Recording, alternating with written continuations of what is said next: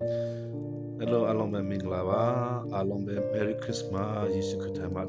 လာတော့မြင်တဲ့ချင်းကျမချင်းကိုရောက်ရှိတဲ့ကောင်းချီးရှိပါစေကျွန်တော်နဲ့တူချက်စားပါကြရအောင်နော်ရှိမတဲ့ခန်းချီတီအပိုင်းငယ်ရှေ့ရှိရနေဆောင်တီကျွန်တော်ပါမယ်ယေရှုခရစ်သည်ဖွားမြင်ခြင်းကိုခံတော်မူသောအကြောင်းအရာဟူမူကားမေတော်မာရိသည်ယောသနှင့်ထိမ်းများဆုံးနေ၍မရှက်တည်မိတွင်တန်ရှင်သောဝိညာဉ်တော်ကြောင့်ပရိသေဆွဲနေ၏သူ၏ခင်ပေါင်းယောသသည်သူတော်ကောင်းဖြစ်၍မာရိအသေးကိုမပြည့်စေခြင်းသောကြောင့်တေဆေးစွာစွန့်ပယ်မယ်ဟုကြံရှိ၏ထို့သောကြံရှိတွင်နေ့စဉ်တွင်အိမ်မက်ကိုမြင်ရသည်မှာထာဝရဘုရား၏ကောင်းကင်တမန်သည်ထင်ရှား၍ဒါဝိဒ်မျိုးယောသသင်၏ခင်ပွန်းမာရိကိုထိမ်းမြားရမည့်အခွင့်ကိုမဆိုးရင်နဲ့ဤပရိသေသည်တန်ရှင်သောဝိညာဉ်တော်ကြောင့်ဖြစ်၏ယောက်ျားကိုဖွားမြင်လို့တားယောက်ျားကိုဖွားမြင်လိမ့်မည်ထိုသားသည်မိမိလူတို့ကိုအပြစ်မှကယ်ချက်မဲ့သူဖြစ်သောကြောင့်ယေရှုဟူသောအမည်ဖြင့်မဲ့ရမယ်ကောင်းကင်တမန်ဆို၏ထိုအကြောင်းအရာဟူကားထာဝရဘုရားသည်ပရောဖက်ဖြင့်ထားတော်မူသောဗျာဒိတ်တော်ပြည့်စုံမဲ့အကြောင်းတည်းဗျာဒိတ်တော်အချက်ဟူကားကြည်ရှုလောသူတို့သမီးကညာသည်ပရိသေဆွဲယူ၍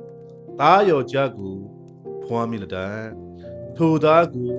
အိမ်မာနွေလာဟုအမေဖြစ်မေရကြလတံဟု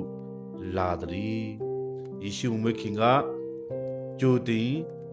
အကောင်းကင်တမန်ကနာမည်ကိုလည်းအကုန်လုံးပေးထားပြီးသားဖြစ်တယ်နော်ဒီစရက်ကျွန်တော်ဖတ်ကြည့်အောင်အိမ်မာနွေလာအ내ကတဲ့ငါတို့နဲ့အတူရှိတော်မူသောဘုရားသခင်ဟုဆိုလိုသည်ယောသသည်အေးပြော်ရမှနိုးလျင်ထာဝရဘုရား၏ကောင်းကင်တမန်မှာထားတော်မူသည့်အတိုင်းပြု၍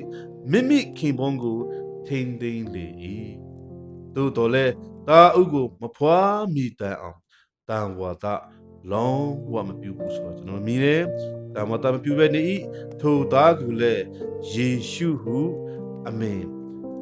ယေရှုဟုသောအမင်မဲ့တည်းယေရှုမွေးခင်ကလေးကမွေးလာမယ်ဆိုတာလေပြောထားပြီးသားဖြစ်တယ်နာမည်နဲ့တကွာအကောင်လုံးကိုမမွေးခင်ကလေးကဒီကောင်းကင်တမန်ကကြိုတင်ပြီးတော့ဘုရားသခင်ရှေ့ကနေလာထားပြီးသားဖြစ်တဲ့အတွက်ကြောင့်မို့နော်ကျွန်တော်တို့အဲ့ဒီယေရှုခရစ်တော်ကဒီချင်းခရစ်စမတ်နေ့မှာမွေးဖွားလာတယ်နော်